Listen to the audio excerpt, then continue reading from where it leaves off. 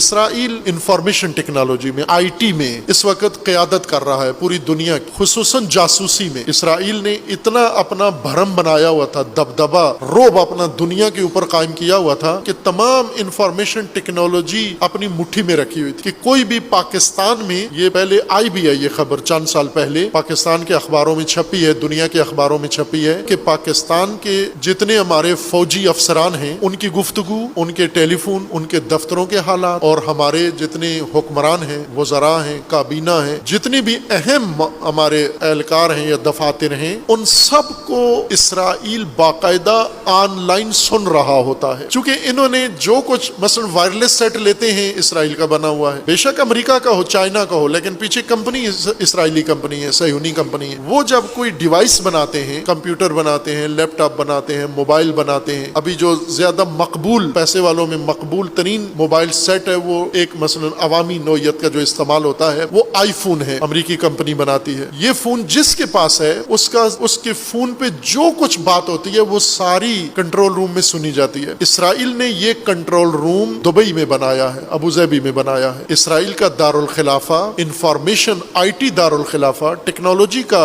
دارالخلافہ تل ابیب نہیں ہے، چونکہ اسے اس دن کا پتہ تھا کہ ایک دن تل ابیب یا حزب اللہ کے راکٹوں کی زد میں آ جائے گا، یا ایران کے میزائلوں کی زد میں آ جائے گا، یا فلسطینیوں کے حملے کی زد میں آ جائے گا، اور یہاں جو کچھ ہم نے رکھا ہوگا وہ سب تباہ ہو جائے گا۔ اس لیے انہوں نے حفاظتی طور پر اپنے لیے ایک بیک اپ بنایا، اور جتنی ٹیکنالوجی تھی اور انفارمیشن والا سسٹم تھا وہ سارا ابوظہبی اور دبئی کے اندر انہوں نے قائم کیا ہے۔ اس وقت یہ دو ریاستیں، متحدہ عرب امارات مکمل، یہ 7 ریاستیں، یہ اسرائیل کا دارالخلافہ ہے اصل میں، اور یہ پوری دنیا کو انفارمیشن ٹیکنالوجی کے ذریعے سے کنٹرول کرتے ہیں۔ چونکہ ان کے اندر اگر مشینیں ان کے بنی ہوئی نہیں ہیں، لیپ ٹاپ، سافٹ ویئر انہی کا بنا ہوا ہے، جو اس کے اندر سافٹ ویئر ہے استعمال ہوتے ہیں وہ سب انہی کے بنے ہوئے ہیں، واٹس ایپ انہی کا بنا ہوا ہے، اینڈرائڈ سسٹم انہی کا بنا ہوا ہے، جو کچھ یہ استعمال کرتے ہیں وہ سب ان کا بنا ہوا ہے۔ اور انہوں نے بنایا ایسا ہے کہ یہ گھر بیٹھے بیٹھے آپ جو باتیں، گھریلو باتیں کرتے ہیں وہ سن رہے ہیں، آپ سیاسی باتیں کرتے ہیں وہ سن رہے ہیں، آپ مذہبی باتیں کرتے ہیں وہ سن رہے ہیں، سب کچھ 100% سن رہے ہیں۔ یہ توہم نہیں ہے، یہ ایک حقیقت ہے کہ وہ سب کچھ سن رہے ہیں، چونکہ یہ بہت ساری چیزیں انہوں نے یہ سافٹ ویئر فری میں آپ کو دیے ہوئے ہیں۔ مثلا واٹس ایپ پہ کوئی پیسہ نہیں لگتا آپ کا، فری میں یہ ایپ ڈاؤن لوڈ کریں، گروپ بنائیں، واٹس ایپ میں بات چیت کریں، اتنی بڑی سروس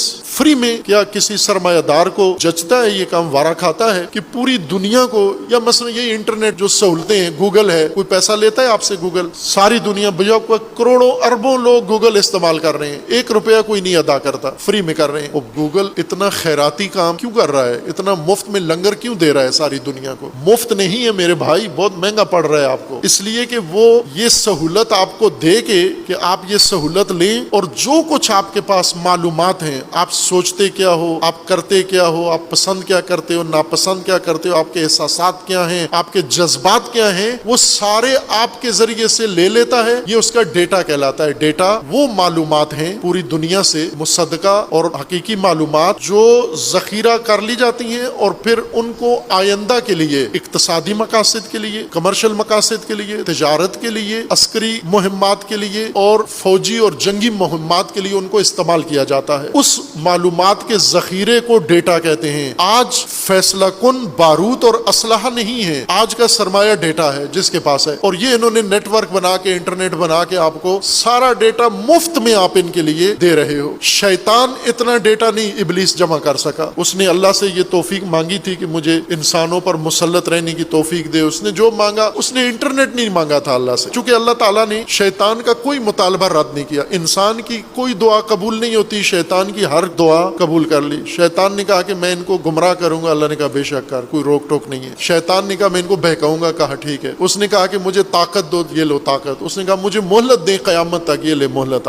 آپ بھی اللہ سے کہیں کہ خدایا مجھے قیامت تک زندہ رہنے دے، مجھے قیامت تک اتنی طاقت دے دے، مجھے قیامت تک اتنا علم دے دے، ایسی چیزیں دے دے۔ کوئی چیز نہیں مانی جائے گی انسان کی، اس کی مان لی گئی۔ یہ انٹرنیٹ نہیں بنا سکا، وہ یہ آج کے شیاطین نے بنایا، اور ہر کھوپڑی کو کرید کے۔ مثلا گھر میں ماں باپ کو پتہ نہیں کہ ان کے بچے کیا سوچتے ہیں، گوگل کو پتا ہے ان کے بچے کیا سوچتے ہیں۔ شوہر کو نہیں پتا اس کی بیوی کیا سوچتی ہے، دل میں اس کے کیا ہے۔ گوگل کو پتا ہے یہ بیوی کیا سوچتی ہے، واٹس ایپ کو پتا ہے اس بیوی کے دل و دماغ میں کیا گزر رہا ہے۔ اگر یہ شوہر واٹس ایپ سے رابطہ کرے کہ پلیز واٹس ایپ میری بیوی کی سوچ مجھے بتاؤ، تو وہ بتا دیں گے کہ یہ کیا سوچ رہی ہے۔ بیوی شوہر کے بارے میں، بھائی بہن کے بارے میں, بہن بھائی کے بارے میں, بچے والدین کے بارے میں, والدین بچوں کے بارے میں. یہ سارے مخلص جو ایک دوسرے کے بڑے مخلص ہیں, اگر گوگل سے پوچھیں یہ ایک دوسرے کے بارے میں کیا سوچتے ہیں, وہ کھول کے, وہ قیامت والا منظر ہوگا, محشر والا, کہ یوم تبلی السرائر, جب سارے حقائق کھول کے سامنے آئیں گے. یوم یفر المر, ہر آدمی سے بھاگے گا. اگر گوگل یہ سارا کچا چھٹا کھول کے بتا دے کہ یہ کیا سوچتے ہیں ایک دوسرے کے بارے میں, تو یہ آج ہی بھاگیں گے ایک دوسرے سے. یہ مفت نہیں ہے, یہ بھاری اس کی قیمت آپ لوگ ادا کر رہے ہیں. اس لحاظ سے چونکہ